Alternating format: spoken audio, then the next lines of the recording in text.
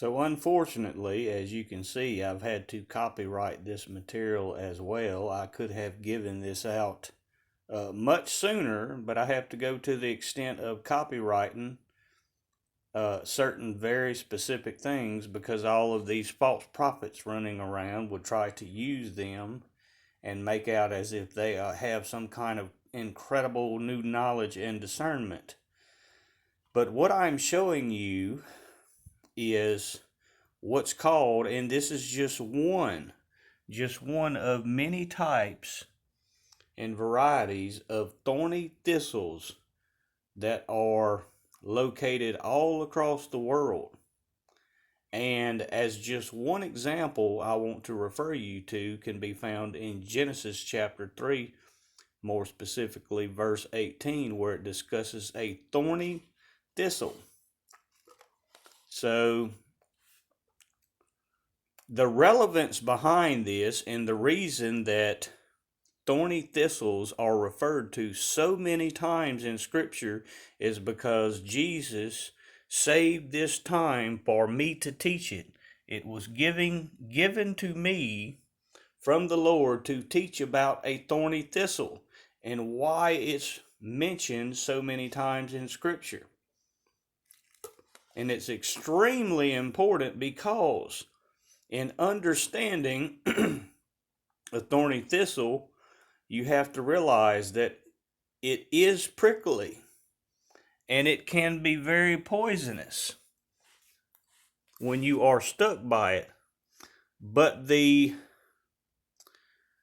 fact of the matter is that it is actually one of the most nourishing plants if you can get past the thorny thistles. Very incredible to understand that and to try to wrap your minds around it entirely.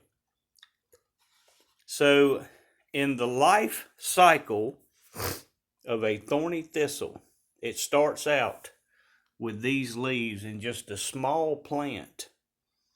And many times as you walk, if you walk barefooted especially, or in sandals, you won't even see it as you walk up on it, and it pricks you.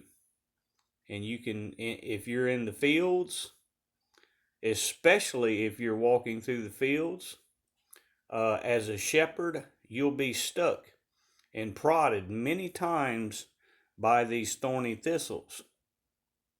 But the most important thing to understand that in a life cycle, in its whole life cycle, it'll start out as this small prickly bush that's almost unnoticeable and grows into a much larger, much more burdensome plant that will branch off in many different directions. You can see that it has many different directions that it branches off in. And then it ultimately even shoots up. It shoots up from the ground. But at the very end, the utmost end of its life cycle, it will bloom. But even throughout, very incredible to understand that even throughout its entire life cycle, it's still nourishing. Even though it is prickly and painful, it is a very nourishing plant at the same time. And at the very end of its life cycle, it will produce a beautiful bloom, a fruit. It will bear fruit at the very end of its life cycle. And it's a beautiful bloom.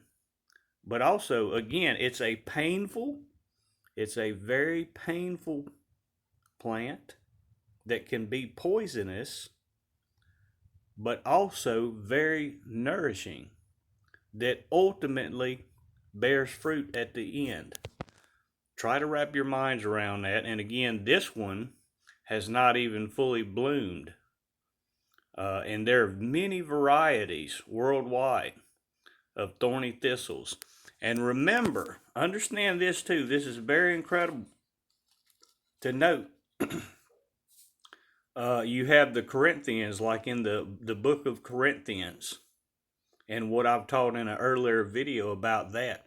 The Corinthian columns and everything that I've taught about the Corinthian columns, how they were decorated and adorned with this very plant. Understand that the Corinthian columns are decorated with this very plant, the leaves of this very plant, and it is also referred to, certain varieties are referred to as the bear's feet.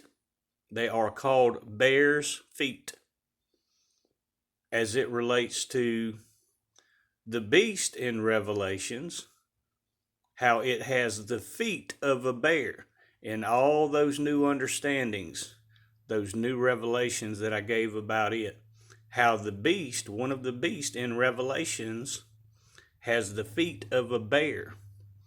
And this is the feet of the bear that was spoken of in that chapter, Revelation chapter 13. God bless.